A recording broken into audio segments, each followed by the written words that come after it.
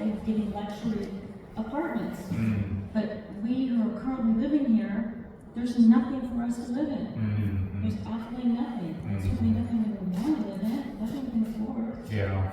And I'm just on the verge of being forced to homelessness. I'm just barely hanging on. I forget to, you live in a...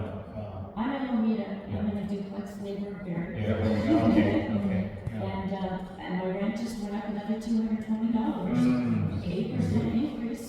And I put on your website some of the latest rentals that have been in my neighborhood and give you some numbers on how to calculate this is what you can afford and this is what's being offered. And if you're just an ordinary office worker, you can't do it.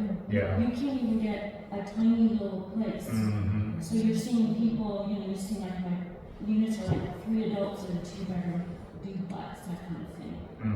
And it's just getting more and more squeezed. Only reason I'm able to get by is because I'm going to be able to start Social Security in February. And that will be my life savings to hanging on until that money starts coming in. But that can't work much longer either. So it's a really bad situation. And like I said on your website, you can't wait any longer. This is a disaster level problem and it needs to be treated like that. So she's right. I mean, most of our residents are renters. And they're And folks don't realize that, but it's mostly renters and has been for a long time. And so if we talk about affordability, we have to talk about affordability in terms of rent, not just. it's half the residents are renters, and I am seeing a gentrification of my neighbors. I mean, there are obviously people moving in obviously have more money than I do, but they're also having to squeeze into smaller places in order for them to live in housing as well. And then I also want to mention, it's not just a matter of supply and demand. Everybody puts it in the picture of supply and demand, but nobody talks about the ethics behind it. It's not right to just charge as much as you possibly can. That's wrong. Nobody talks about that. You only talk about supply and demand like, oh, that's perfectly okay. No, it's not. So what would you propose? I don't have a problem with that. I don't know. This is something we need to work out. I don't know. Me personally, I told you last year, I'm not going to move out of here. But I need money to get out of it. But it's just, it's not workable. And it's not just us. Before I call on you, I just wanted to respond that thank you, first of all, for sharing your experience, your perspective. It takes our stories. That's most important thing anybody can do is share your story, share what you've been through, whether it's housing, taking care of parents, or whatever it is, share your story. You gotta get your story out and let people know. How they're feeling, what we're all going through.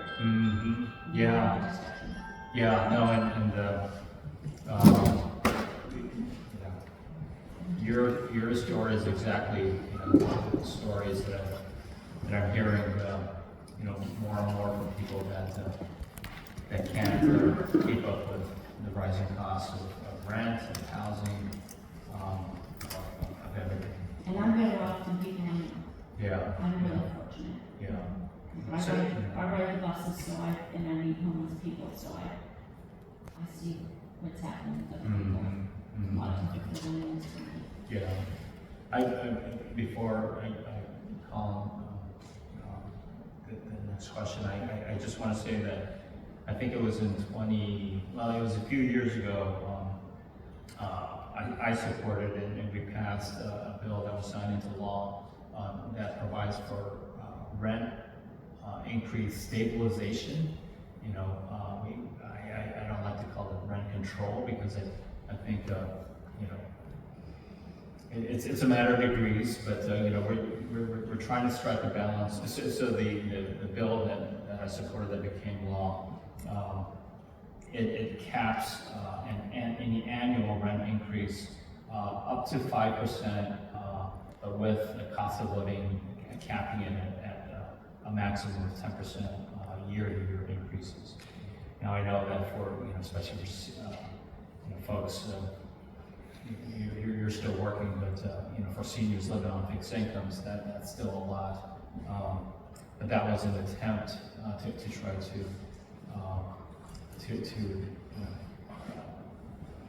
address your story, your experience, that's shared by so many Californians. Also locally, I introduced a bill this year to propose an even stronger rent stabilization measure for residents of mobile home parks, and that came out of the Skyline Mobile Home Park just outside of Lomita on PCH. They've been seeing like rent increases 15, 20% year to year. I'm going to be reintroducing that bill. Well, and my response, I think you mentioned this last year, and I afterwards when I thought about it, my response is capping increases, it's too late. That should have been done 20 years ago. When you look at the numbers, you look at how much people are making. I know this is going to sound crazy, but we need homes that are like 800,000 square foot at least for like $1,000 to $1,500 a month. Now, no, everyone's going to laugh at me saying that, but that's what, from the perspective of a worker, that's what we need. Somebody who's making like $20 an hour should be able to get a studio or one bedroom for living by themselves.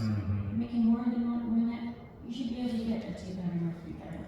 And you shouldn't be paying $2,000, $3,000, $4,000 a month. But that's just from that perspective. So I don't know what the answer is to that.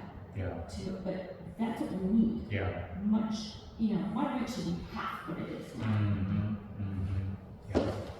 Thank you.